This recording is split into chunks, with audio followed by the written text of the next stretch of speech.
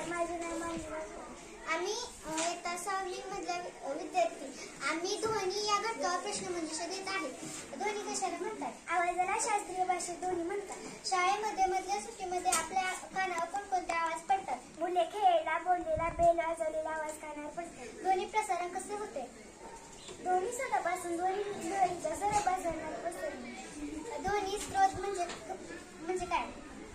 ज्या वस्तूमुळे ध्वनी निर्माण होतो त्याला ध्वनी स्रोत म्हणतात. ध्वनी शास्त्र म्हणजे काय?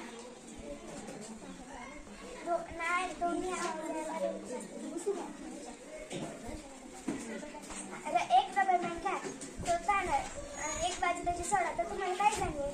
रबर बँड कंप पावतो, त्याच्या कंपनात वेग असतो.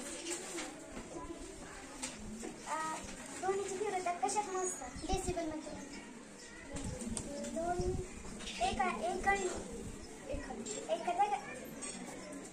एक निर्वात भांड्यामध्ये एक घंटा असेल तर ती वाजत असेल तर त्याचा आवाज ऐकू येईल का? नाही. भांड्याच्या निर्वात पोकळीमध्ये माध्यम नसल्याने आवाजाचे प्रसारण होते. ध्वनी कसा निर्माण होतो? घशातील स्वरयंत्रामध्ये आपल्याला ध्वनितंतूच्या कंपनामध्ये ध्वनी निर्माण होतो. कंपन म्हणजे काय? एखाद्या गोष्टीचे जलद गतीने आंदोलन होते तेव्हा त्या वस्तूचे कंपन होते. नमस्कार, माझे नाव नमस्कार, माझे नाव पूजा गबडे. आम्ही आता 6वीत शिकतो. आम्ही ध्वनी या धड्यावर प्रश्नमंजुषा सादर करणार आहोत. ध्वनी कसा ऐकू येतो? ध्वनी स्रोताभोवती हवा असते. ध्वनी स्रोताची हवा कंपन पावते. त्याच्या लगतची हवेचा थरही कंपन पावतो. ध्वनी स्रोतापासून ध्वनी सर्व दिशेस ध्वनीच्या कंपनाच्या लाटा पसरतात. या लाटेला आपण ध्वनी लहरी म्हणतो.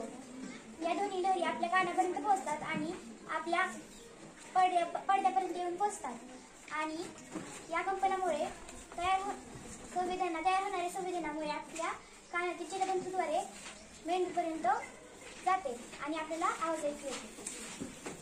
हवेच्या तुलनेत कशातून ध्वनी प्रसारण स्पष्ट होते? सर्वात जास्त ध्वनी प्रसारण कशातून होते? स्थायीतून. वायूपेक्षा जास्त ध्वनी प्रसारण कशातून होते? द्रवापेक्षा जास्त ध्वनी प्रसारण कशातून होते? स्थायीतून. सर्वात कमी ध्वनी प्रसारण कशातून होते? वायूतून. गोंगाट कसा निर्माण होतो? मोठ्या आवाजाने कर्कश आवाज झाल्यानंतर. मोठा आवाज कसा असतो? कर्कश. ध्वनी प्रसारण कशाला म्हणतात? ध्वनी स्रोतापासून ध्वनी लहरी सर्व दिशेत पसरली म्हणजे ध्वनी प्रसारण. ध्वनी लहरी कशाला म्हणतात? ध्वनी स्रोतापासून सर्व दिशेत ध्वनी कंपनाच्या लाटा पसरणे. निर्वात म्हणजे काय? जिथे हवा नाही अशी संपूर्ण रिकामी जागा. ध्वनी स्रोतामध्ये काय असते? हवा. ध्वनी प्रसारण्याचे माध्यम कशाला म्हणतात? ध्वनी स्रोताभोवती असणाऱ्या पदार्थातून ध्वनी लहरी पसरतात. त्यांनाच ध्वनी लहरी प्रसारणाचे माध्यम म्हणतात. चंद्रावर गेल्यानंतर आवाज ऐकू येईल का? नाही. का? तिथे ध्वनी प्रसारणासाठी माध्यम नाही. कर्कश आवाज कसा असेल? मोठा आवाज असतो. नमस्कार, मी ईश्वरी मिसाळ. आज आम्ही 6वीच्या विद्यार्थ्यांनी आज ध्वनी या पाठातील एका घटकावर आम्ही प्रश्नमंजुषा सादर करणार आहोत. गोंगाटाचे वाईट परिणाम कोणते? ऐकण्याची क्षमता कमी होईल, बहिरेपणा येणे, शांत न वाटणे, चिडचिड होणे, मानसिक थकवा जाणवणे, कोणत्याही कामात लक्ष नीट न लागणे. गोंगाटाच्या होणाऱ्या वाईट परिणामाला आपण काय म्हणतो? ध्वनी प्रदूषण. ध्वनी प्रदूषण म्हणजे काय? ऐकण्यास त्रासदायक ध्वनी म्हणजे ध्वनी प्रदूषण होईल. ध्वनी प्रदूषणावर उपाय कोणते? शक्यतो गाडीचे हॉर्न वाजू नये, टीव्ही, रेडिओ याचे आवाज आपल्यापुरते मर्यादित ठेवावे.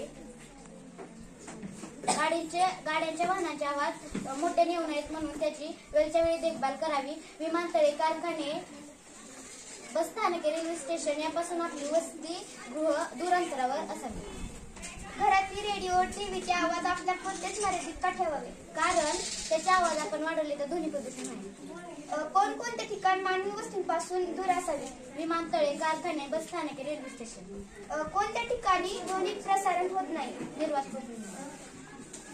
कोणकोणते पक्षी जमिनीमध्ये असलेल्या गांडुळांचा आवाज बरोबर ओळखतात. रॅबिन, उडकॉ. कोणकोणते कीटकांचे पंख फडफडल्याने आवाज निर्मित होते. मधमाशी, मच्छर. ध्वनी निर्मितीसाठी कशाची आवश्यकता असते. कंपन्यांची. ध्वनी प्रसारणासाठी कशाची आवश्यकता असते. माध्यमाची. ध्वनी प्रसारण कोणकोणत्या माध्यमातून होते. स्थायू, द्रव, वायू. गोंगाट कशाला म्हणतात. नकोशे वाटणाऱ्या अनियमित मोठ्या आवाजाला गोंगाट म्हणतात. ध्वनी प्रदूषण कशामुळे होते. गोंगाटामुळे.